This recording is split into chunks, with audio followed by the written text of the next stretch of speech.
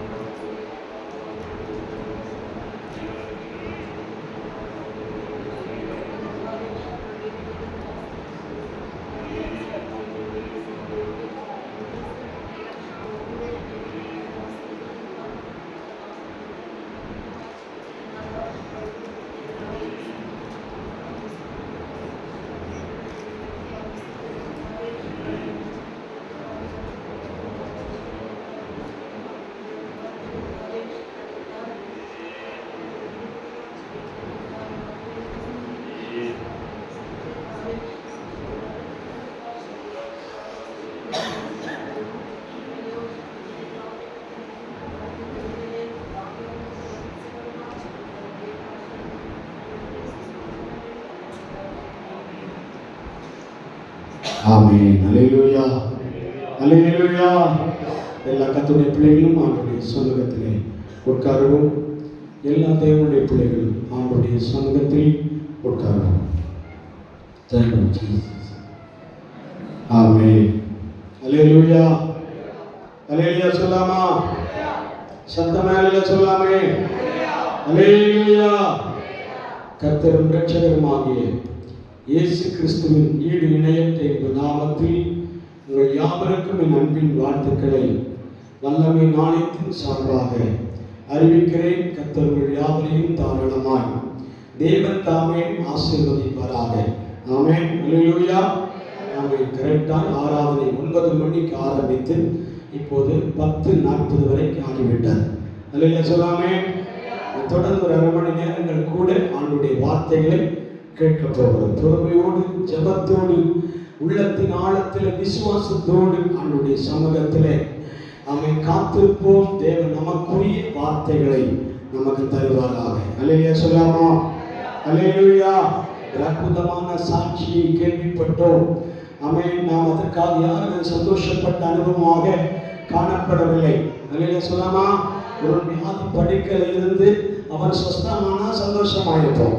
ஆனால் வியாதியின் அறிகுறியை டாக்டர்கள் சொல்லும் போது பயந்திருந்த அந்த குடும்பத்தை அவன் ரிசல்ட்ல என்ன வந்திருக்கிறது?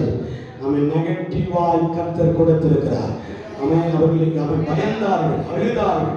அவன் போன்ல பேசும்போதெல்லாம் எங்களுக்கு இப்படி ஒரு வியாதியா என்று அவர் சொல்லி அழுதார். இல்ல சொல்லாமா?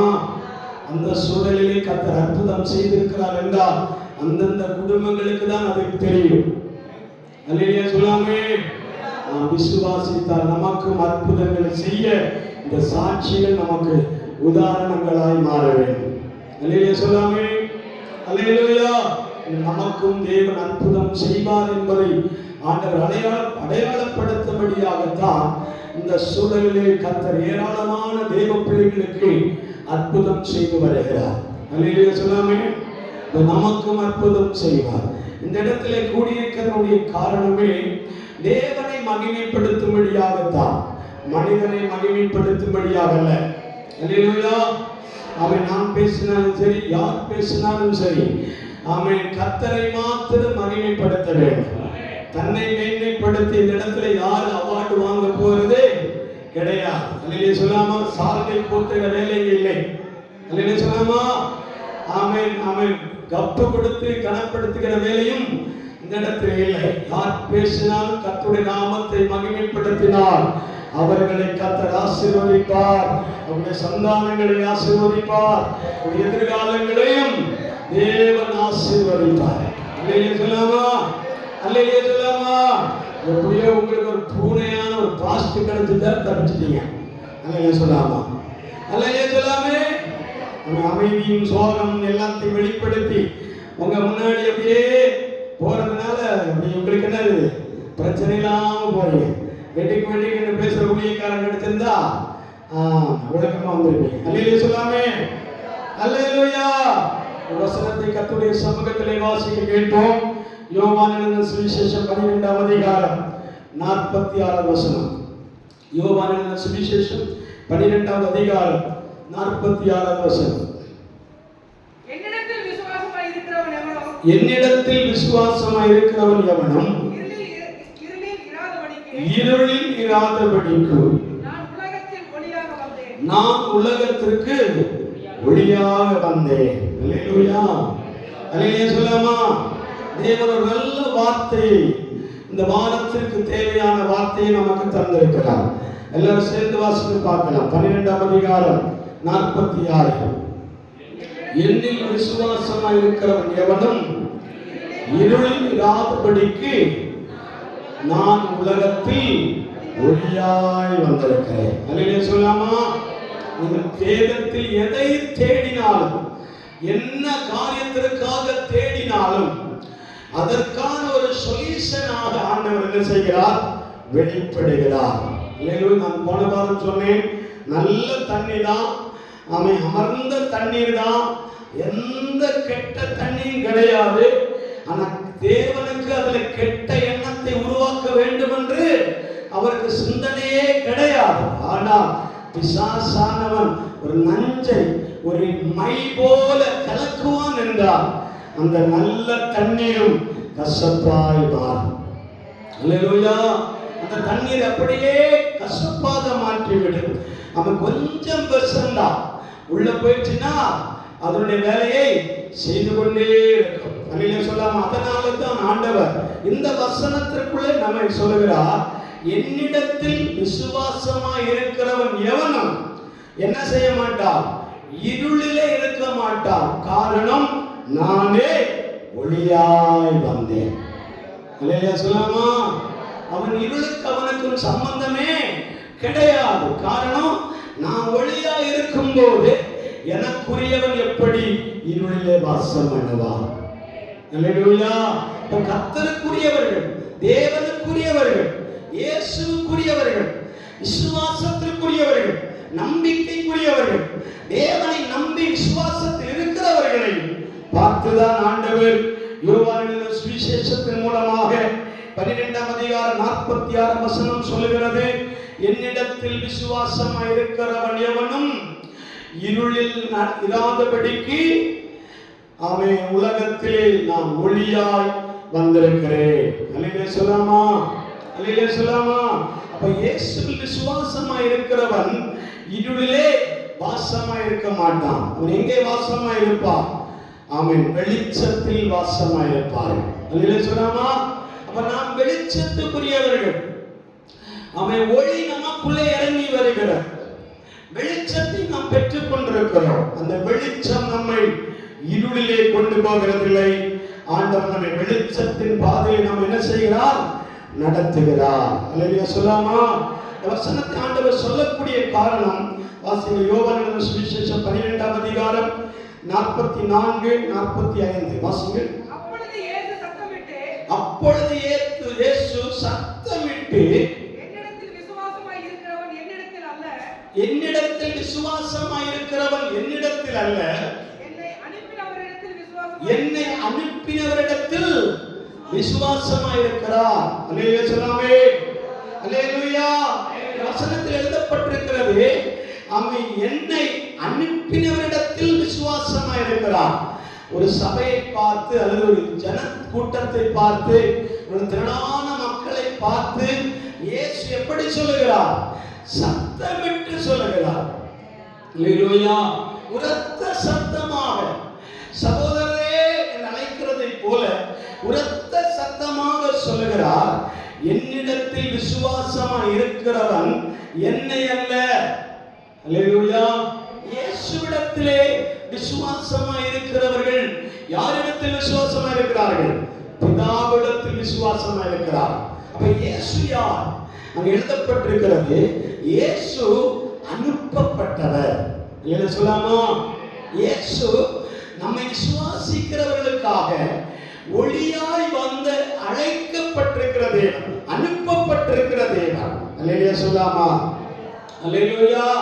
அந்த இடத்துல 3 காரியங்களை பார்க்கிறோம். ஒன்று, இயேசு சாதாரணமாக இந்த உலகத்தில் வரவில்லை, அனுப்பப்பட்டவராக வந்திருக்கிறார்.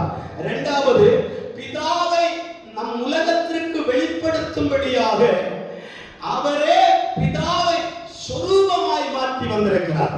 கீழே வாசி பாருங்க.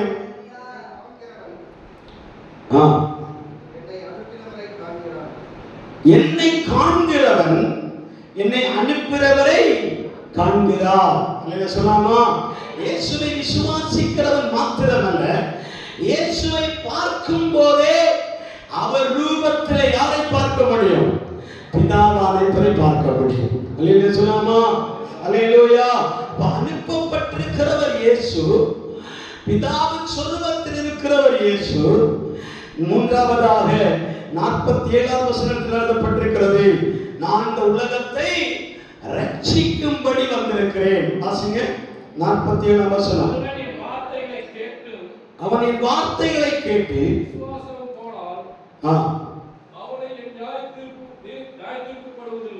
அவனை நியாயத்தீர்க்கப்படுவதில்லை, உலகத்தை ரட்சிக்க வந்தேன் என்று சொல்லுகிறார். என்ன சொல்லாமா? 47ஆம் வசனம் சொல்லுகிறது, ஒருவனின் வார்த்தைகளை கேட்டும் விசுவாசியாமல் போனால் அவனை நான் நியாயம் தீர்ப்பதில்லை, நான் உலகத்தை நியாயம் தீர்க்க வராமல் உலகத்தை ரட்சிக்க வந்திருக்கிறேன். அப்படியானால் இயேசு எதற்காய் வந்திருக்கிறார்? நம்மை ரட்சிக்க வந்திருக்கிறார், பிதாவின் சொரூபத்தை காண்பிக்க வந்திருக்கிறார். அவன் இயேசு தன்னை என்ன செய்திருக்கிறார்? அனுப்பப்பட்டவராக வந்திருக்கிறார். இல்லையா சொல்லாமா? அப்ப பிதாவானவரை மகிமைப்படுத்தின 3 காரியம் இயேசுவிடத்திலிருந்து என்ன செய்கிறது? பிரதிபலிக்கிறது. அல்லேலூயா. இயேசுவிடத்திலிருந்து வெளிப்படுகிறது. அதே போலதான் அவன் இயேசு சொல்லுகிறார், நான் செய்யும் கிரியைகளிலும் அதிகமானதை விசுவாசிக்கிறவன் செய்வார். அல்லேலூயா சொல்லாமா? அந்த வார்த்தையை சொன்ன உடனே நாம் என்ன நினைக்கிறோம்? அற்புதம் செய்வான், அடையாளம் செய்வான், கிருபைகளை பொழிவான், அபிஷேகத்தை பொழிவான். அப்படி அல்ல. இயேசு பிதாவானவர் இயேசுவில் தன்னை எப்படி வெளிப்படுத்தினாரோ அதே போல உங்களிலும் இயேசு வெளிப்படத்தக்கதால் உங்கள் விசுவாசம் எப்படி இருக்க வேண்டும்? பிரதிபலிப்பா இருக்க வேண்டும். அல்லேலூயா சொல்லாமா? என்னை அனுப்பினவர் அவன் பிதாவானவர், நான் அவருக்காக என்ன செய்யப்பட்டிருக்கிறேன்? அனுப்பப்பட்டிருக்கிறேன். அல்லேலூயா சொல்லாமா? இரண்டாவது எழுதப்பட்டிருக்கிறது, நான் பிதாவை என் சொரூபத்திலே காண்பிக்கும்படியாக வெளிப்படுத்தியிருக்கிறேன். அவன் பிதாவானவர் எந்த மனுக்குலத்தை ரட்சிக்க வந்தாரோ நியாயம் தீர்க்கிற பொறுப்பு எனக்குரியதல்ல. பிதாவானவர் நியாயம் தீர்ப்பார், நான் வந்ததோ ரட்சிக்கும்படியாக. அல்லேலூயா சொல்லாமா? யாரை ரட்சிக்கும்படியாக? ஒரு வசனம் இப்படி எழுதப்பட்டிருக்கிறது, இதோ இருளில் இருக்கிற ஜனங்கள் பெரிய வெளிச்சத்தை பார்த்தார்கள், கண்டார்கள். அல்லேலூயா. அல்லேலூயா சொல்லாமா? பெரிய வெளிச்சம் இயேசு கிறிஸ்து. அந்த வெளிச்சத்திடத்திலே தான் இன்னைக்கு நாம் ஆண்டவர் வார்த்தைகளை நமக்கு தருகிறார். அவன் சேரக்கூடாத ஒளியிலே வாசமாயிருக்கிற தேவன். அல்லேலூயா சொல்லாமா? அல்லேலூயா. ஒளி எதற்காக தேவைப்படுகிறது என்றால், இருள் எந்த இடத்திலே காணப்படுகிறதோ அந்த இடத்திற்கு தான் ஒளி அவசியமாக இருக்கிறார், வெளிச்சம் அவசியமாக இருக்கிறார். அல்லேலூயா சொல்லாமா? இருள் எந்த இடத்துல அதிகமாய் நடமாடுகிறதோ, எந்த இடத்துல இருள் அதிகமாய் காணப்படுகிறதோ அந்த பகுதிக்கு தான் வெளிச்சம் தேவைப்படுகிறது, ஒளி தேவைப்படுகிறது. அப்படியானால் இன்றைக்கு ஆண்டவர் நாம் வெளிச்சத்தின் பிள்ளைகள் அல்ல என்று ஆண்டவர் சொல்ல வரவில்லை. நீங்கள் இருள் இருக்கிற தேவ பிள்ளைகள் என்று சொல்ல வரவில்லை. கர்த்தர் இந்த வார்த்தை மூலமாய் நம்மோடு பேசுகிறார்.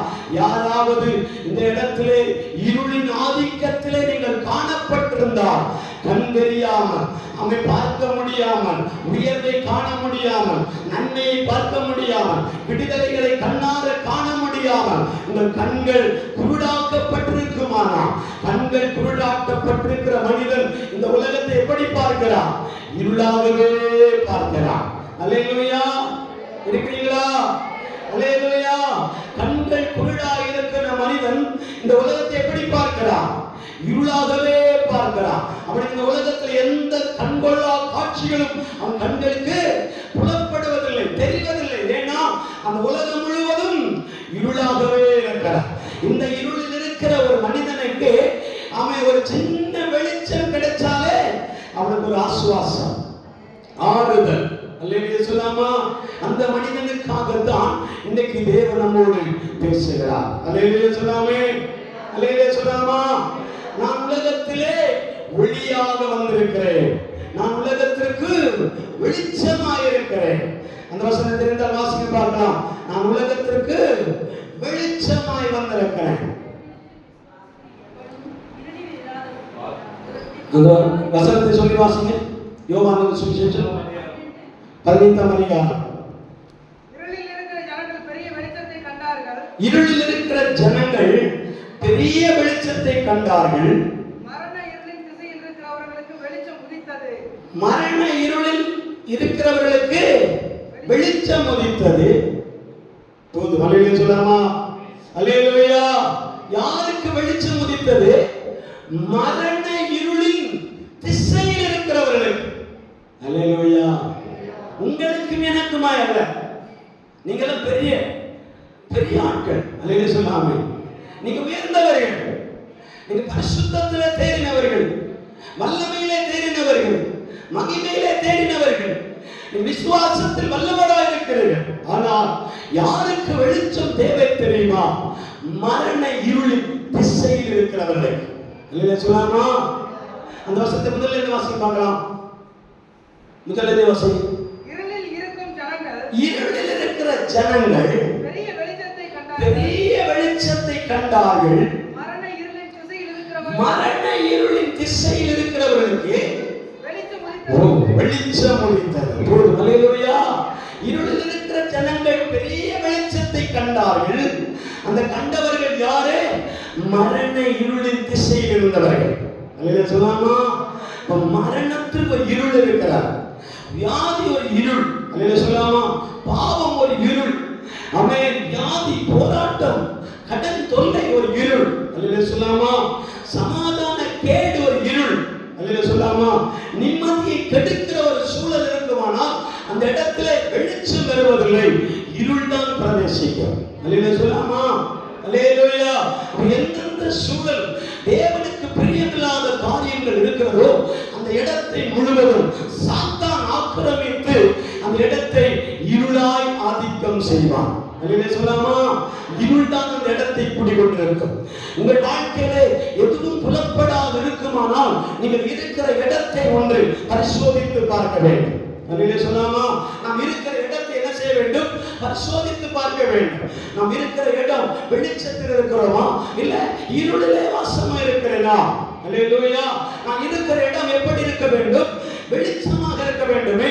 வெளிச்சம் என்றால் பிரகாசம், சமாதானம், வெண்மை என்ற அர்த்தம். அல்லேலூயா சொல்லாமா? ஒரு லைட் போட்ட உடனே கலர் மஞ்சள் கலராக எரியவில்லை, அவன் சிவப்பு கலராக எரியவில்லை. பிரகாசிக்கும். அல்லேலூயா சொல்லாமா?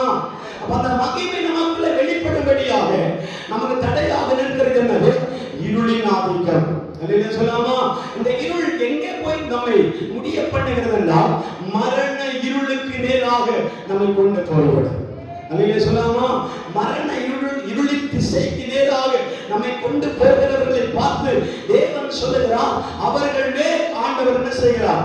வெளிச்சத்தை உதிக்கிறார். அல்லேலூயா சொல்லாமா? அல்லேலூயா சொல்லாமா? இந்த ஒளி எங்கிருந்து வருகிறது? பரலோகத்திலிருந்து வருகிறது. அவன் உன்னதத்திலிருந்து வருகிறது. தேவனிடத்திலிருந்து தான் இந்த ஒளியை நாம் என்ன செய்கிறோம்? தரித்துக் கொள்கிறோம். அல்லேலூயா சொல்லாமா? அல்லேலூயா, அல்லேலூயா. ஆமென். அப்போஸ்தலர் நடவடிக்கைகள் 12ஆம் அதிகாரம் 7வது வசனத்தில் ஒரு வசனத்தை வாசிக்கிறோம். வாசிங்கள். அப்போஸ்தலர் நடவடிக்கைகள் 12ஆம் அதிகாரம் 7வது வசனம். அப்பொழுது கர்த்தருடைய தூதன் வந்து அங்கே நின்றான். அருகிலே வெளிச்சம் பிரகாசித்தது. அவன் பேதுருவை விலாவிலே தட்டி சீக்கிரமாய் எழுந்திரு என்று அவனை எழுப்பினான். போதும். 9ஆம் அதிகாரம் 3ஆம் வசனம் வாசிங்கள். அப்போஸ்தலர் நடவடிக்கைகள் 9ஆம் அதிகாரம் 3ஆம் வசனம். அவன் பிரயாணமாய் போய்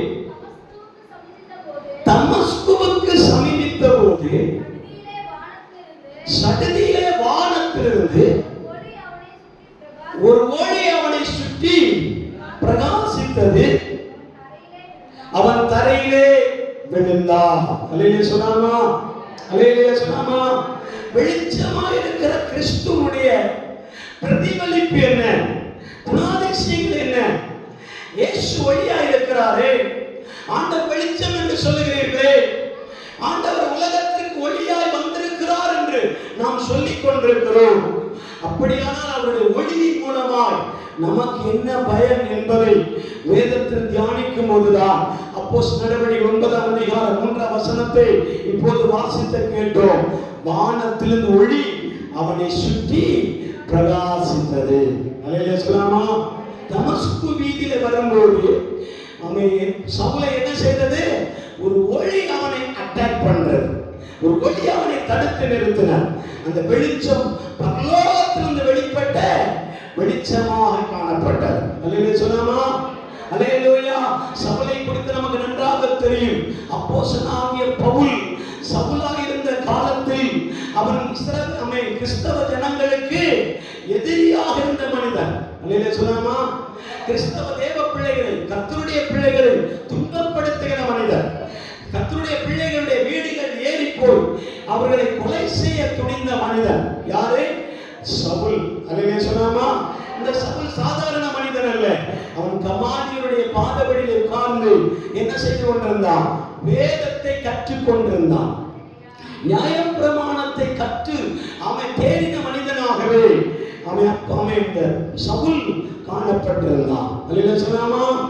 14 வருடங்களாக அவன் கமாலியருடைய பாதபடியில் உட்கார்ந்து நியாயப்பிரமாணங்களையும் அவன் சட்ட திட்டங்களையும் அவன் எல்லா விதமான நுணுக்கங்களையும் கற்று தேர்ந்த ஒரு மனிதன் தான் சவுல் என்பவர். அல்லேலூயா சொல்லாமா? அதிகாவுடைய கையிலிருந்து ஒரு சட்ட பிரமாணங்களை வாங்கி கொண்டு யாரை கொலை செய்யும்படி போகிறார்? சாட்சியை, கிறிஸ்துவுக்கு சாட்சியா இருக்கிறவர்களை கொலை செய்யும்படி கடந்து போகிறார். அல்லேலூயா சொல்லாமா? அல்லேலூயா. ஆனால் அவனை இந்த ஒளி என்ன செய்கிறது? மனம் திரும்ப பண்ணுகிறார். அல்லேலூயா. இந்த ஒளி அவனை என்ன செய்தது? அவன் குதிரையில வேகமாய் போய் கொண்டிருக்கும் போதே வானத்திலிருந்து சகதியாக ஒரு ஒளி புறப்பட்டு வந்து அவன் என்ன செய்த? நிலத்திலே விழப்பண்ணினது. அல்லேலூயா சொல்லாமா? தன்னுடைய அறிவினால் சாதிக்க முடியாத காரியங்களை தேவனுடைய ஒளியினாலே அவன் சாதித்தான். அல்லேலூயா சொல்லாமா? தன்னுடைய அறிவினாலே பிரமாணங்களை கற்றுக்கொண்டார். தன்னுடைய அறிவினாலே அவன் சட்ட திட்டங்களை கற்றுக்கொண்டார். ஆனால் அவன் ஒன்று அவனுக்கு புரியவில்லை. அவன் யாரை எதிர்த்து கொண்டிருக்கிறாரோ அவர்களுடைய தேவன் உலகத்தின் ஒளியாய் இருக்கிறார். அல்லேலூயா. அவர்களுடைய தேவன் எப்படிப்பட்டவர்? உலகத்தின் ஒளியாய் இருக்கிற தேவன். இந்த ஒளி நாம்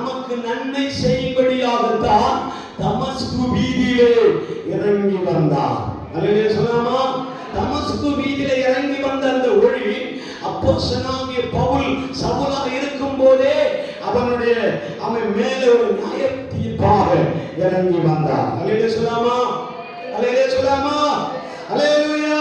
இரண்டாவது இந்த ஒளியை குறித்து வேதத்தில் எழுதப்பட்டிருக்கிறது. வாசிங்கள் 12ஆம் அதிகாரம் 7வது வசனம். அப்போஸ்தலர் நடவடிக்கைகள் 12ஆம் அதிகாரம் 7வது வசனம். அப்பொழுது கர்த்தருடைய தூதன் அங்கே வந்து நின்றான். அறையிலே வெளிச்சம் பிரகாசித்தது. அவன் பேதுருவை விலாவிலே தட்டி அவனை சீக்கிரமாய் எழுந்திரு என்று அவனை எழுப்பினான். போதும். அல்லேலூயா. இந்த சம்பவம் நமக்கு நன்றாக தெரியும். அப்போஸ்தலனாகிய பேதுரு அவன் ஏரோதினால் பிடிக்கப்பட்டவனாக சிறைச்சாலையிலே அவன் என்ன செய்யப்படுகிறான்? போடப்படுகிறான். சிறைச்சாலையை கடந்த மனிதன் இப்போது இரவெல்லாம் அந்த சிறைச்சாலையில் நாட்களை கடத்தி கொண்டே இருக்கிறான். அல்லேலூயா. இதனாலே கிறிஸ்துவின் நிமித்தமாக அவன் சிறைச்சாலையில் அகப்படுகிறான். அல்லேலூயா சொல்லாமா. ஒரு அறையிலே அவன் தள்ளப்படுகிறான். ஒரு அறை, அவன் 4 சுவரின் உள்ளே அவன் என்ன செய்யப்படுகிறான்? அவன் தள்ளப்படுகிறான். இந்த மனிதனை என்ன சொல்ல முடியும்? அவன் நாமும் தேவ சமூகத்தில் தனிமையாக்கப்படுகிற நேரத்தில் அவன் பல நேரங்களிலும் சிந்தனையாளர்களால் மாறிவிடுகிறோம். அல்லேலூயா. தனிமையாக்கப்படுகிற நேரங்கள், அவன் ஃப்ரீயா இருக்கிற நேரங்களில் நாம் வேலை செய்கிறோம், உழைக்கிறோம், குடும்ப காரியங்களை பார்க்கிறோம், எல்லா சூழ்நிலைகளை செய்து கொண்டிருந்தாலும் ஒரு தனிமை ஒரு மனிதனுக்கு கிடைக்கும் போது அந்த நேரத்தில் தான் பிசாசானவன் நம்முடைய சிந்தனையிலே புகுந்து பலவிதமான போராட்டங்களை அவன் தொடுத்துக் கொண்டிருப்பான். வேலை சொல்லாமா. அல்லேலூயா. என்ன போராட்டம்? ஒரு சிறை வாசகமாகவே நம்மை மாற்றி விடுவான். அல்லேலூயா. சிறை வாசகமாகவே நாம் காணப்படுகிறோம். பேதுரு அப்படிதான் ஒரு சிறையிலேயே அவன் நாட்களை கடத்துகிறான். வெளிச்சமில்லாத ஒரு சிறை. அல்லேலூயா, அல்லேலூயா. 3 காவல்கள் தாண்டி ஒரு அறை இருக்குமானால் அந்த அறைக்குள்ள எந்த வெளிச்சமும் கடந்து வருவதில்லை. அல்லேலூயா. எந்த வெளிச்சத்தையும் என்ன செய்ய முடியாது? பார்க்கவே முடியாது. ஒரு 3ஆம் காவலை தாண்டி ஒரு பட்டண வாசல் ஒன்று, அவன் கைதிகளுடைய வாசல் ஒன்று, அவன் சிறைச்சாலையுடைய வாசல் ஒன்று என்று 3 வாசலை தாண்டி என்ன செய்யப்படுகிறான்? அவன் பேதுரு சிறைச்சாலையிலே போடப்படுகிறான். அல்லேலூயா, அல்லேலூயா சொல்லாமா. அந்த இடத்திலே அந்த 12ஆம் அதிகாரம் 7வது வசனம் சொல்லுகிறது, அந்த இரவிலே வெளிச்சம் பிரகாசித்தது. அந்த வசனத்தை வாசிங்கள். அறையில் முழுவதும் வெளிச்சம் பிரகாசித்தது. அல்லேலூயா சொல்லாமா. அந்த அறை முழுவதும் என்ன செய்யப்பட்டது? வெளிச்சம் உண்டானது. அப்ப தேவன் சிறைச்சாலையின் அனுபவத்தில் ஒரு மனிதன் தள்ளப்பட்டிருந்தாலும் அந்த இருளிலையும் என் தேவன் வெளிச்சமாக இறங்கி வருவார். அல்லேலூயா சொல்லாமா. அந்த இருள் பகுதியில் வெளிச்சமாக ஆண்டவர் என்ன செய்கிறார்? வெளிப்படுகிறார். வெளிச்சமாய் வெளிப்பட்ட தேவன் அவனை அப்படியே விட்டு போகவில்லை. என்ன நடக்கிறது?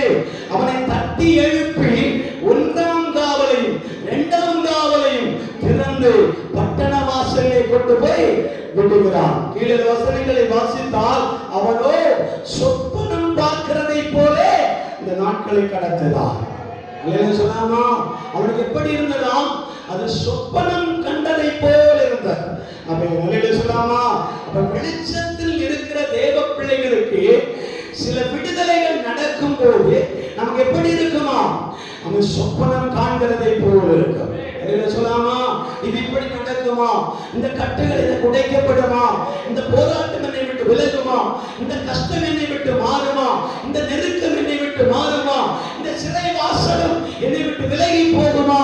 இந்த இருள் எப்போது என்னை விட்டு விலகும் என்று காத்துக் கொண்டிருக்கிற தேவ பிள்ளைகளுடைய அறை வீட்டிலே சகதியால் ஒரு வெளிச்சம் உதிக்குமானா உங்களிடத்திலும் என்னிடத்திலும் தான் தேவன் பேசுகிறார்.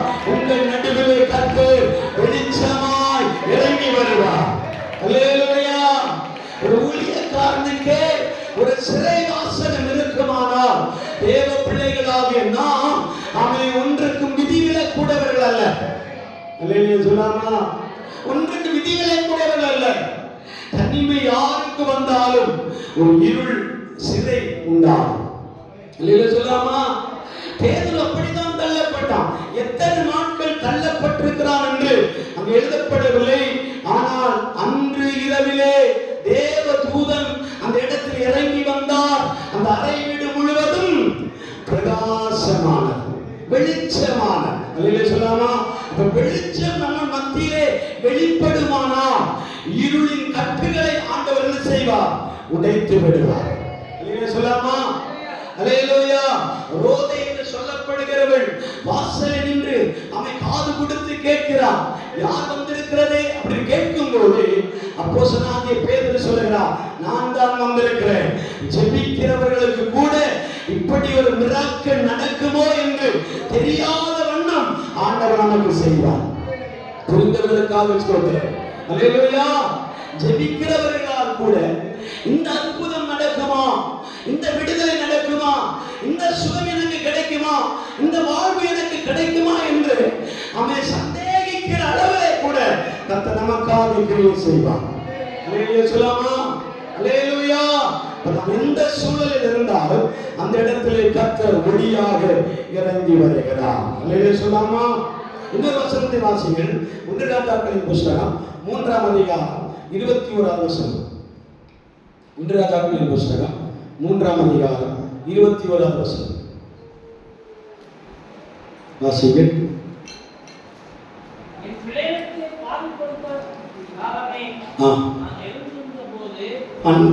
விடியற் காலத்தில் நான் எழுந்திருந்த போது வாசிங்கள். 1 ராஜாக்களின் புஸ்தகம் 3ஆம் அதிகாரம் 21ஆம் வசனம். என் பிள்ளைக்கு பால் கொடுக்க நான் காலமே எழுந்திருந்த போது அது செத்து கிடந்தது. பொழுது விடிந்த பின் நான் அதை உற்று பார்த்தபோது அது என்னுடைய பிள்ளை அல்லவென்று நான் கண்டுகொண்டேன் என்றால், அப்படி அல்ல, உயிரோடு இருக்கிறது என் பிள்ளை, செத்தது உன் பிள்ளை என்றால், இவளோ இல்லை, செத்தது உன் பிள்ளை, உயிரோடு இருக்கிறது என் பிள்ளை. போதும். மலையில சொல்லாமா? இப்படி 10 முறை சொன்னாலும் இந்த வார்த்தை ஒன்றாக மாறி மாறி சொல்லிக்கொண்டே இருந்தார்கள். செத்தது உன் பிள்ளை, உயிரோடு இருக்கிறது என் பிள்ளை, இல்லை இல்லை, செத்தது உன் பிள்ளை, உயிரோடு என் பிள்ளை என்று மாற்றி மாற்றி சொல்லிக்கொண்டே இருக்கும் போது இந்த வார்த்தையுடைய அர்த்தம் என்ன தெரியுமா? சதியுடைய இருளில் இருந்து தேவன் வெளிச்சத்தை கொண்டு வருவார். அல்லேலூயா சொல்லாமா? பயங்கரமாய் பேச வேண்டிய வார்த்தைகள் லகுவாய் போகக்கூடிய காரணம்னா அநேக நித்திரை மயக்கத்தில் இருக்கிறார்கள். அல்லேலூயா சொல்லாமா? அதனால வார்த்தைகள் என்ன செய்யுமா? நித்திரை மயக்கத்தில் போய்விடும். அல்லேலூயா சொல்லாமா? அல்லேலூயா. இந்த இடத்துல தியானித்த வசனம் என்ன தெரியுமா? ஒரு ஒளி வருகிறது. அந்த ஒளி யாரை பிரகாசிக்குமானா வெகு காலமாய் சதி குழியில் இருக்கிறவர்களுக்காக பிரகாசிக்கிற ஒளி. அல்லேலூயா சொல்லாமா? ஒவ்வொரு இரவும் என்ன செய்வார்கள்? தாதிமார்கள் 2 குழந்தைகளுக்கு பால் கொடுத்து விட்டு அப்படியே படுத்து விடுவார்கள். அல்லேலூயா சொல்லாமா? படுக்கிறது ஒரு வழக்கம். ஆனால் ஒரு ஸ்திரீ என்ன செய்தால், புரண்டு படுத்ததுனால அந்த ஒரு குழந்தை என்ன செய்தது? இறந்து போய்விட்டார். அல்லேலூயா. அந்த இறந்த குழந்தையை ஒரே இரவில், அல்லேலூயா சொல்லாமா, ஒரே இரவில் அதை தூக்கி உயிரோடு இருக்க குழந்தையை கையில் எடுத்துக் கொண்டு செத்த குழந்தையை மாற்று தாயாடத்தில் படுக்க வைத்து விட்டார். அல்லேலூயா சொல்லாமா? இது எந்த விதத்திலும் யாராலும் கண்டுபிடிக்க முடியாத ஒரு சதி. அல்லேலூயா சொல்லாமா? நீங்கள் அப்படிப்பட்ட ஒரு சூழலிலே சிக்குண்டு தவித்துக் கொண்டிருந்தால் யார் என்னை காப்பாற்றுவார்? யார் எனக்கு விடுதலை தருவார்? எனக்கு அற்புதம் செய்வார்? குற்றமில்லாத இரத்தத்தை நான் காட்டி கொடுத்திருக்கிறேனே என்று அவன் ஓரம் விடுகிறதா? அல்லது நான் எப்படி இந்த குற்றத்திலே என்னை நான் செய்ய முடியும்? நான் குற்றமே செய்யவில்லையே அப்படி என்று சொல்லி ஒரு சதி குழியிலே நீங்க சிக்கிக் கொண்டிருந்தால் அந்த இடத்தின் பேரை காணப்பட்டிருக்கிறார். அல்லேலூயா சொல்லாமா? ஒரு இரவிலே நடக்கிற சதி, ஒரு இரவிலே நடக்கிற துரோகம். அல்லேலூயா சொல்லாமா? ஒரு இரவிலே நடக்கிற நமக்கு எதிரான திட்டங்கள். அல்லேலூயா சொல்லாமா? அதையெல்லாம் என்ன செய்யப்பட்டிருக்கிறது? இருளாய் காணப்பட்டிருக்கிறது. புதிய காலம் பார்க்கும் போதுதான் தெரிந்தது, பால் கொடுத்த குழந்தை என்னுடைய குழந்தை அல்ல. அல்லேலூயா. அவள் மாற்றி எடுத்து விட்டாள் என்று சொல்லும் போது ஒரே மாதிரி இருக்க குழந்தையை யாரால் என்ன செய்ய முடியாது? கண்டுபிடிக்க முடியாது. ராஜா என்ன சொல்லுகிறார்? உயிரோடு இருக்கிற குழந்தையை கொண்டு வாருங்கள், அதை கீழே படுக்க வைத்து வாளினால் வெட்டி ஒரு துண்டு ஒரு தாய்க்கும் இன்னொரு துண்டை மற்றொரு தாய்க்கு கொடுக்கலாம் என்று சொல்லும் போதுதான் உண்மை வெளிப்படும். அல்லேலூயா சொல்லாமா? உண்மை எப்போது வெளிப்படுத்த தெரியுமா? வெளிச்சம் வரும்போதுதான் உண்மை வெளிப்படும். அல்லேலூயா சொல்லாமா? அல்லேலூயா சொல்லாமா? இருள் இருக்கிற வரைக்கும் நீ சதியிலே மூழ்கி கொண்டிருக்கலாம். இருள் உன்னை சூழ்ந்து கொண்டிருக்கிற வரைக்கும் நீ சதியிலே வாழ்ந்து கொண்டிருக்கலாம். யாரை கெடுக்கலாம், யாருக்கு விரோதம் எழும்பலாம், யாருக்கு விரோதமாய் தீங்கு செய்யலாம், எந்த சபை அழிக்கலாம், எந்த மனிதனை அவன் டைவர்ட் பண்ணலாம், யாரை எதிர்த்து நிற்கலாம், எந்த ஊழியக்காரனை எதிர்த்து நிற்கலாம் என்கிற ஒரு சதி எண்ணத்தோடு திரிகிறவர்களை இரவு பொழுது விடுமாறு பொழுது விடுகிற வரைக்கும் யாருக்கும் தெரியாது. ஆனால் ஆண்டவர் சொல்லுகிறார், ஒரு இரவு 12 மணி நேரமானா மற்றொரு 12 மணி நேரமும் வெளிச்சம் இந்த உலகத்தை பிரகாசிக்கிறதை போல உங்களுக்கும் எனக்குமா ஒரு நீதியின் சூரியனாகிய கர்த்தர் இந்த இடத்தில் உலாவிக் கொண்டிருக்கிறார். அவர் வெளிச்சத்திலே நியாயம் தீர்க்கிற தேவன், அவர் வெளிச்சத்திலே தீர்ப்பு செய்கிற தேவன், அவர் வெளிச்சத்திலே நமக்காக யாவையும் செய்வடி ஒரு வெளிச்சத்தை நமக்கு கட்டளையிடுகிறார். அல்லேலூயா. விடியற் காலமான போது அந்த மகள் எழுப்பி பார்த்த போதுதான் தெரிந்தது, இது என் பிள்ளை அல்ல, அது செத்து போன பிள்ளை, மற்ற தாயாருடைய குழந்தை. அல்லேலூயா. அல்லேலூயா சொல்லாமா? ஆண்டவர் எதற்காக ஒளியாக இந்த உலகத்திலே வந்தார் என்றால், அவன் மூன்றாவது நாம் தியானித்தோம், அவன் சதி இருளிலே இருக்கிறவர்கள். யாருக்கெல்லாம் சதி நமக்கு நடக்கிறது? அல்லேலூயா சொல்லாம? விளக்கை நாள் தெரியும், எனக்கு தெரியாது, அதனாலதான் நான் சதியோடு நிறுத்தி விட்டுருக்கேன். அல்லேலூயா சொல்லாமா? விரோதம் நமக்கு எழுந்த அநேக காரியங்கள், நமக்கு எதிராக எழுந்துகிற சூழ்ச்சிகள், நமக்கு எதிராக குடிபறிக்கிற காரியங்கள், உங்களுக்கு தெரியாத ஒன்றுமில்லையே. உங்களுக்கு எல்லா காரியம் இருக்கு, அவன் அண்டல் பண்ண நிறைய காரியம் இருக்கிறார். அல்லேலூயா சொல்லாமா? நான் ஒரே ஒரு ஊழியக்காரன் என்றால் ஒரு வார்த்தை சொல்லும் போது அதை ஊதி பெருக்குவதற்கு ஏராளமான வார்த்தைகளை நீங்கள் பயன்படுத்திக் கொள்ளலாம். அல்லேலூயா சொல்லாமா? அப்படி ஒரு சதியிலே நீங்கள் அகப்பட்டிருப்பீர்களானா? சாலமோன் நாட்களிலே அந்த ஸ்திரீகளுக்கு ஏற்பட்டதை போல இரவு முழுவதும் அந்த சதியினால் புரண்டிருந்தார்கள். அல்லேலூயா. அந்த சதி எப்போது உடையும் என்று தெரியாது. அந்த சதியினால் யார் ஜெயிப்பார்கள் என்று தெரியாது. இந்த சதியினால் யார் ஜெயிக்க போகிறார்கள் என்று தெரியாது. அவன் இருள் இருக்கிற வரைக்கும் சதிக்காரனுடைய வேலை ஜெயமாக இருக்கும். அல்லேலூயா. இருள் இருக்கிற வரைக்கும் சதிக்காரனுடைய வேலை ஜெயமாக இருக்கும். அந்த வெளிச்சம் வந்து வைங்க, தேவ பிள்ளைகளுடைய ஜெயம் கர்த்தரால் உண்டாகும். அல்லேலூயா. ஒரு வெளிச்சத்தை ஆண்டவர் நமக்கு கொடுத்தார் என்று வைங்க, ஒரு வெளிச்சம் நமக்குள்ளே பிரகாசிக்குமானால் அந்த வெளிச்சத்தில் இருக்கிற தேவ பிள்ளைகளுக்கு உண்மை ஜெயிக்கும். அல்லேலூயா சொல்லாமா? உண்மையை ஜெயிக்க பண்ணுகிற ஆண்டவர். ஆமென். ஹல்லேலூயா. ஹல்லேலூயா. நான்காவதாக ஒரு வார்த்தையை நான் வாசிக்க விரும்புகிறேன். அப்போஸ்தலர் நடவடிக்கைகள் 27ஆம் அதிகாரம் 39ஆம் வசனம். பொழுது விடிந்த பின்பு எந்த பூமி என்று அறியாதிருந்தார்கள், அப்பொழுது சமமான ஒரு கரையுள்ள துறைமுகம் அவர்களுக்கு தென்பட்டது.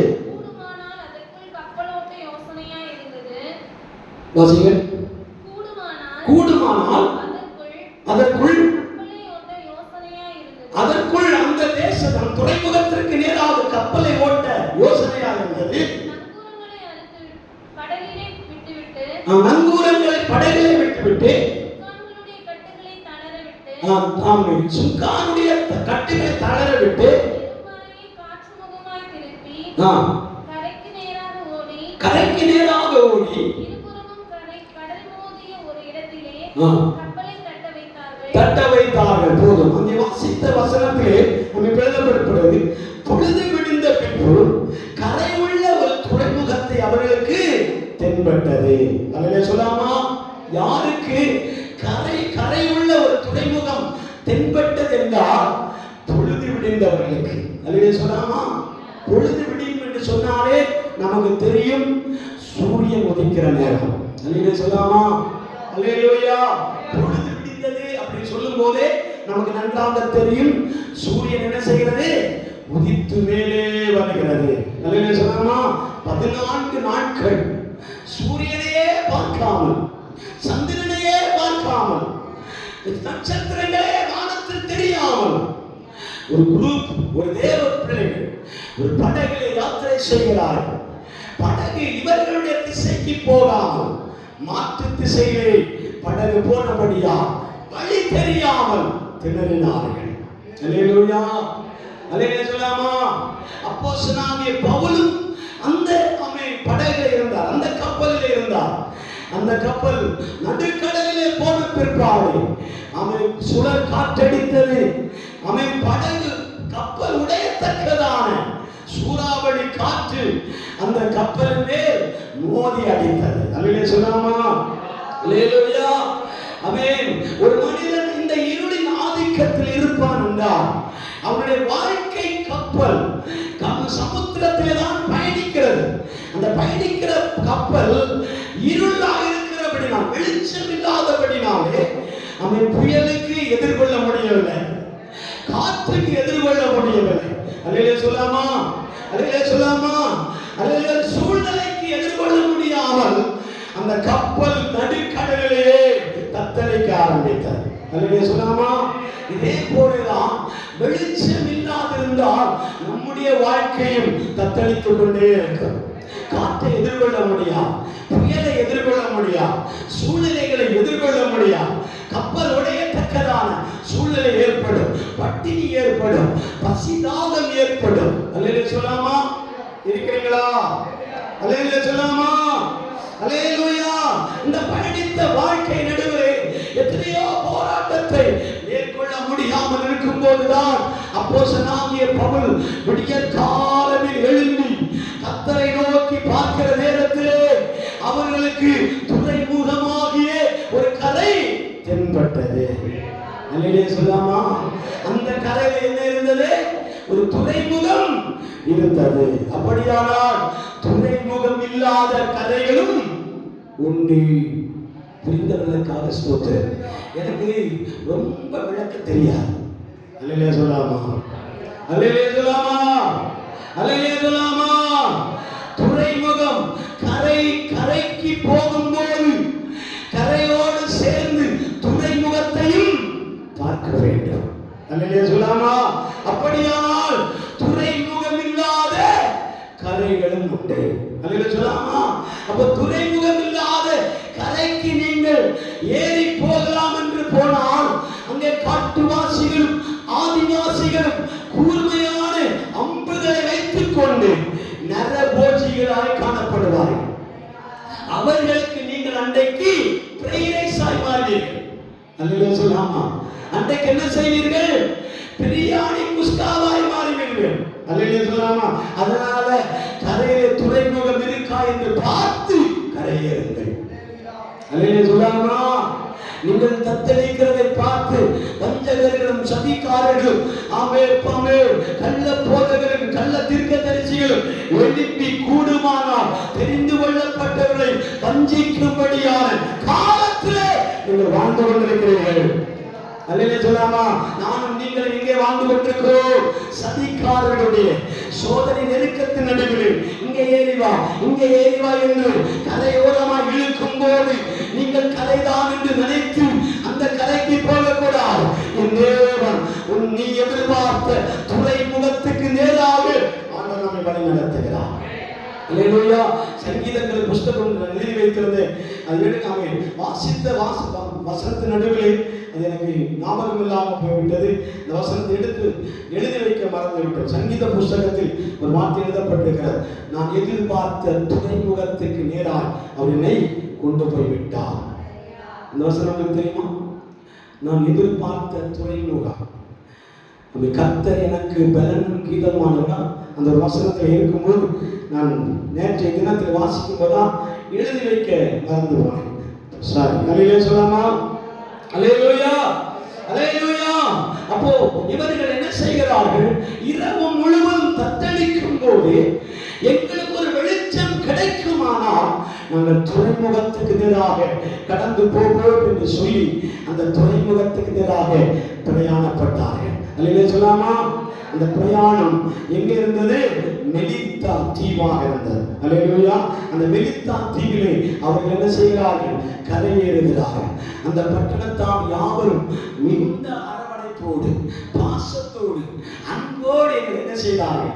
ஏற்றுக்கொண்டார்கள். அப்போஸ்தலனாகிய பவுல் சொல்லுகிறார், நாங்கள் திக்கு திசை அறியாமல் புரண்டு கொண்டிருக்கும் போது எங்களுக்கு ஒரு துறைமுகம் தென்பட்டது. அந்த துறைமுகம் வேற எங்கும் அல்ல, மெலித்தா. அல்லேலூயா. அந்த தீவார்கள் என்ன செய்தார்கள்? எங்களை மனோவாஞ்சையோடு ஏற்றுக்கொண்டு எங்களை வரவேற்றார்கள். அல்லேலூயா. அந்த இடத்துல தான் அவன் அக்கினியை உண்டு அந்த விறகுகளை எல்லாம் எரித்து தீ மூட்டி கொண்டிருக்கும் போது என்ன செய்தது? ஒரு சர்ப்பம் கவ்வி பிடித்தது. அல்லேலூயா, அல்லேலூயா. அந்த சர்ப்பம் கவ்வி பிடித்த உடனே அவன் என்ன செய்தார்கள்? அந்த தேசத்தார் எல்லாரும் கடலிலேயும் அவனை விடவில்லை, சிறைச்சாலையிலும் அவனை விடவில்லை. எல்லா இடத்திலும் இவனுக்கு சோதனை தான், எல்லா இடத்திலும் வேதனை தான், எல்லா இடத்திலும் பாடுகள் தான், எல்லா இடத்திலும் வேதனை என்று சொல்லி அவனை நிந்திக்கிற நேரத்திலே அவன் மேல ஒரு அபிஷேகம் இறங்குது பாருங்க. அப்படியே உதறி அந்த சர்ப்பத்தை அக்கினியிலே போட்டான். அல்லேலூயா. தீயிலே போட்டு எரித்து விட்டான். இதே போலதான் நீங்களும் நானும் அவன் தேவ வல்லமையிலே, தேவ கிருபையிலே, தேவ அபிஷேகத்திலே நாம் மூழ்கி இருப்போமானா நம்மை எந்த சர்ப்பத்தின் ஆவிகளும் தொடாமல் நம்மை காப்பார். சொல்லாமா? நம்மை தொட தேவன் என்ன செய்ய மாட்டார்? அனுமதிக்கவே மாட்டார். அவர் ஒளியாக இருக்கிற வரைக்கும், அவர் ஒளியிடத்திலே நாம் இருக்கிற வரைக்கும் எந்த வல்லமையும் நம்மை மேற்கொள்ளாதபடி ஆண்டவர் நம்மை காத்துக் கொள்வார். இன்னொரு வசனத்தை வாசிங்கள். 1 யோவான் புத்தகம் 1ஆம் அதிகாரம் 7ஆம் வசனம். 1 யோவான் 1ஆம் அதிகாரம் 7ஆம் வசனம். அவர் ஒளியில் இருக்கிறதை போல நாமும் ஒளியிலே நடந்தால் ஒருவரோடு ஒருவர் என்ன செய்திருப்போம்? ஐக்கியப்பட்டிருப்போம். அல்லேலூயா சொல்லாமா? அவர் ஒளி, ஒரு முறை கூட வாசிங்க. அவர் ஒளியினிடத்தில் இருக்கிறதை போல நாமும் ஒளியிலே நடந்தால் போதும். அல்லேலூயா. அவர் ஒளியாக இருக்கிறதை போல நாமும் அந்த ஒளியினிடத்திலே நடந்தால் நாம் என்ன செய்யப்பட மாட்டோம்? என்ன செய்யப்பட மாட்டோம்? வாசிங்கள். அவர் ஒளியிலே இருக்கிறது போல நாமும் ஒளியிலே நடந்தால் ஒருவரோடு ஒருவர் என்ன செய்யப்பட்டிருப்போம்? ஐக்கியப்பட்டிருப்போம். அல்லேலூயா சொல்லாமா? அல்லேலூயா. அப்ப ஐக்கியம் இல்லாத இடத்துல எல்லாம் என்ன இருக்குமா? இருள் இருக்கு.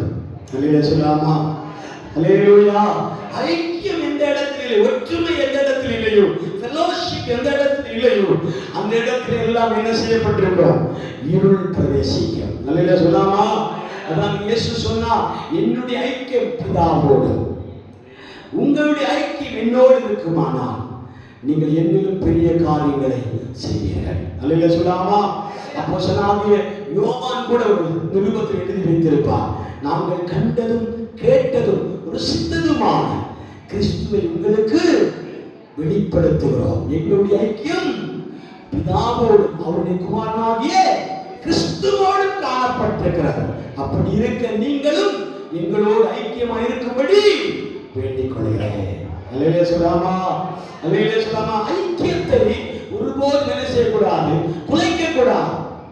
அல்லேலூயா. ஃபெலோஷிப்பை ஒருபோதும் என்ன செய்யக்கூடாது? குலைத்து விடக்கூடாது.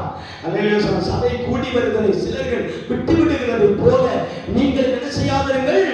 விட்டு விடாதீர்கள். ஏன்னா அது பரலோகத்துக்குரிய ஐக்கிய பயணம். அல்லேலூயா சொல்லாமா. பரலோகத்தை கொண்டு போகிற ஒரு யூனிட், அந்த ஐக்கியம் ஒரு பரலோகத்தை மேலாக வழி நடத்தும். இந்த ஐக்கியத்துல யார் நல்லவர்களோ மோசமானவர்களோ சர்ச் பண்ணி பார்க்க கூடாது, செக் பண்ணிட்டு இருக்க கூடாது. நான் இருக்கிற இடம் கர்த்தருடைய சிங்காசனம், தேவன் வாசம் பண்ணுகிற இடம், ஆண்டவர் உலாவுகிற இடம், என் மத்தியில வெளிச்சம் உதிக்கிறது. நீ எஸ்ஐயா புஸ்தகத்தில் வசனம் அல்லவா, அவன் ஜாதிகளிடத்தில் வெளிச்சம் உதிக்கும், பூமி கால்களாக இருக்கும். இந்த வசனம் வாசிங்க. பூமி கால்களாகும், ஜலத்தை இருள் மூடிக்கொள்ளும். இருள் பூமியையும் காரிருள் ஜனத்தை மூடும். உண்மையிலே ஆண்டவர் ஒளியால் உதிப்பார். அல்லேலூயா சொல்லாமா, அல்லேலூயா சொல்லாமா. அப்ப இருள் பூமியையும் காரிருள் ஜனத்தை மூடிவிடும். நம்ம மேல யார் உதிக்கிறார்? கர்த்தர் உதிக்கிறார். அல்லேலூயா சொல்லாமா, அல்லேலூயா சொல்லாமா. இருளின் ஆதிக்கம் எப்படியெல்லாம் வருகிறது என்று பாருங்கள். அந்த ஐக்கியத்தை கெடுக்க கூடுமானால் அந்த இடத்திலே இருளின் ஆதிக்கத்தை நமக்கு பார்க்க முடியும். சமாதானம் இருக்காது. அல்லேலூயா சொல்லாமா. சக்சஸ் ஆன ஒரு வாழ்க்கை வாழ முடியாது, ஒரு சக்சஸ் ஆன ஒரு பயணத்தை நாம் மேற்கொள்ள முடியாது. அல்லேலூயா சொல்லாமே, அல்லேலூயா சொல்லாமே. இந்த ஐக்கியம் பிதாவோடும் அவருடைய குமாரனாகிய கிறிஸ்துவோடும் இருக்கிறபடினாலே நாமும் பரலோகத்திற்கு போகிற வரைக்கும் அவரோடு கூட பரிசுத்தவான்களோடு கூட ஊழியக்காரர்களோடு கூட சபையோடு கூட ஐக்கியப்பட்டிருக்கும்படியாக நிருபம் எழுதப்பட்டிருக்கிறது. அல்லேலூயா, அல்லேலூயா சொல்லாமா. அதே 1 யோவான் புஸ்தகம் 2ஆம் அதிகாரம் 9ஆம் வசனத்தை நீங்கள் வாசித்தீர்களானால் அங்கு எழுதப்பட்டிருக்கிறது, பகைக்கிறவர்கள் யாவரும் எப்படி இருக்கிறார்கள்? இருளில் இருக்கிறார்கள். 1 யோவான் புஸ்தகம் வேகமாக முடிக்கிறேன். 1 யோவான் 2ஆம் அதிகாரம் 9ஆம் வசனம்.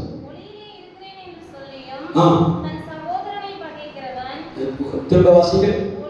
ஒளியிலே இருக்கிறேன் என்று சொல்லுகிறவன் தன் சகோதரனை பகைக்கிறவன் இதுவரைக்கும் இருளிலே இருக்கிறான்.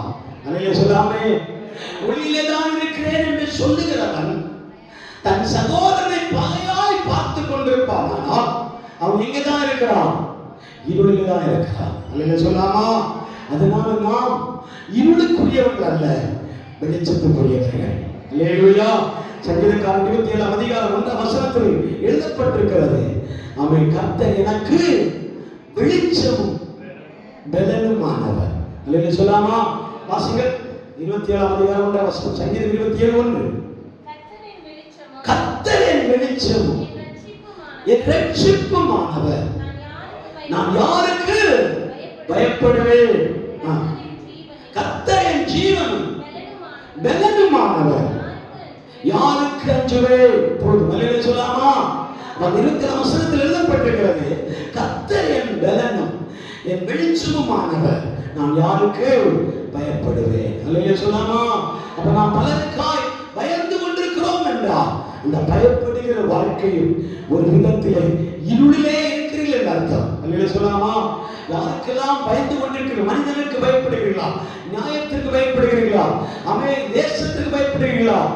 நியாயத்துக்கு பயப்படுகிறீர்களா? எந்த சூழலில் நீங்கள் பயந்து கொண்டிருந்தாலும் அந்த பயத்தின் வட்டம் முழுவதும் எப்படி இருக்குமா? இருளாகவே காணப்படும். அல்லேலூயா சொல்லாமா. அல்லேலூயா. கர்த்தர் எனக்கு எப்படி இருக்கிறார்? ஒளியாய் இருக்கிறார், வெளிச்சமாய் இருக்கிறார்.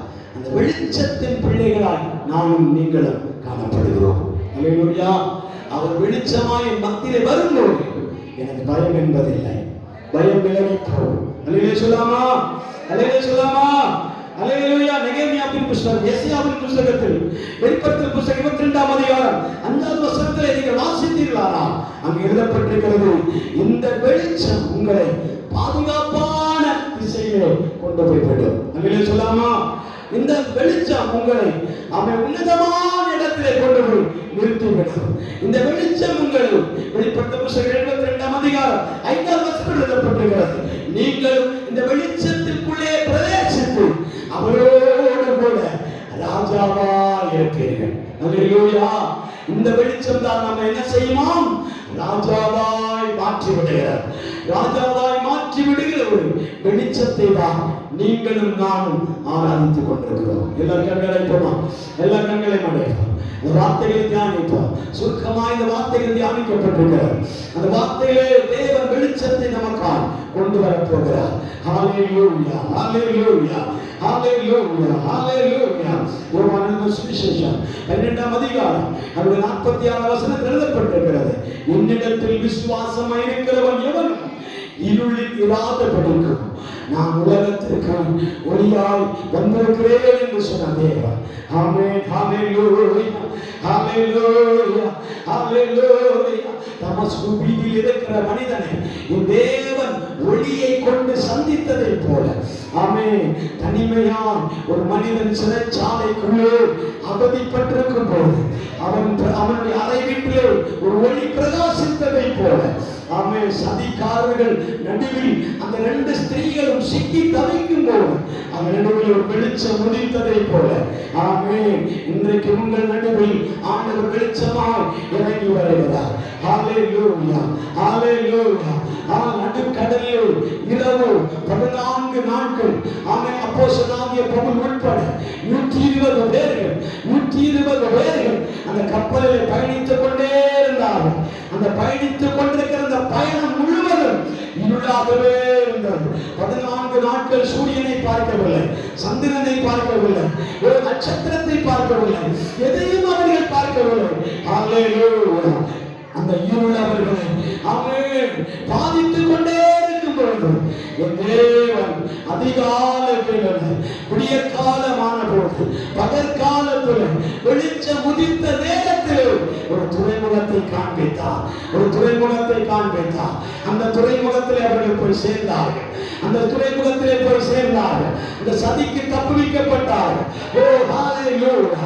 அந்த உபத்திரவத்துக்கு தப்புவிக்கப்பட்டார்கள். ஆமென், ஹalleluya, ஹalleluya. ஆமென். கர்த்தர் எனக்கு பலனும் வெளிச்சமுமாக இருக்கிறார். நான் யாருக்கு பயப்படுவேன்? உனக்கு ஒரு தைரியம் என்ன தெரியுமா? என்னை சுற்றிலும் இருள் சூழ்ந்தால் கர்த்தர் எனக்கு வெளிச்சமாய் இருப்பார். என்னை சுற்றிலும் இருள் சூழ்ந்தால், ஆமென், கர்த்தர் என் மத்தியிலே வெளிச்சமாய் இருப்பார். ஹalleluya, ஹalleluya. என்னதான் நேர்ந்தாலும், ஆமென், ஆமென், ஹalleluya, ஹalleluya, ஹalleluya. உடபலக ஷபரபலக இவரபலக ஷந்தரபலக இவரபலக. ஆமென். நன்றி தகப்பனே, நன்றி ஆவியானவரே, நன்றி ஆவியானவரே, நன்றி ஆவியானவரே. ஓ நிமா நகா ஷபா ரகா ரகா.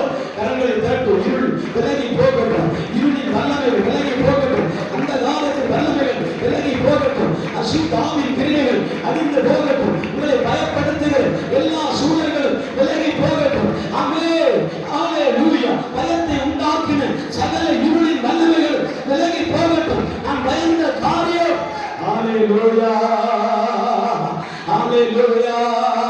நான் எதற்காக பிடிக்கப்பட்டனோ அதை நோக்கி ஓடத்தக்கதாக எனக்கு பலன் தாரும் ஆண்டவரே, எனக்கு பலன் தாரும் ஆண்டவரே, எனக்கு பலன் தாரும் ஆண்டவரே, எனக்கு பலன் தாரும் ஆண்டவரே. பரிசுத்தரே மேற்கொள்கிறோம், பரிசுத்தரே மேற்கொள்கிறோம். ஹalleluya. ஆசையெல்லாம் நீதானையா, தேவையெல்லாம் நீதானையா. ஆசையெல்லாம் நீதானையா, தேவையெல்லாம் நீதானையா. ரட்சகரே இயேசுநாதா, தேவையெல்லாம் நீதானே. ரட்சகரே இயேசுநாதா, தேவையெல்லாம் நீதானே. ஆசையெல்லாம் நீதானையா, தேவையெல்லாம் நீதானையா.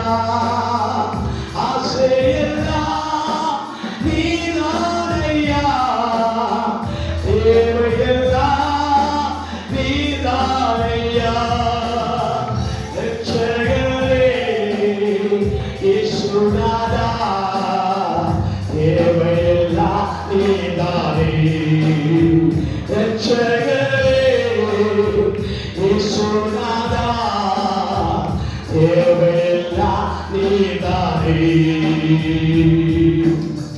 ஆசையெல்லாம் நீதானையா தேவையெல்லாம் நீதானையா ஆசையெல்லாம் நீதானையா தேவையெல்லாம் நீதானையா ரட்சகரே இயேசுநாதா தேவையெல்லாம் நீதானே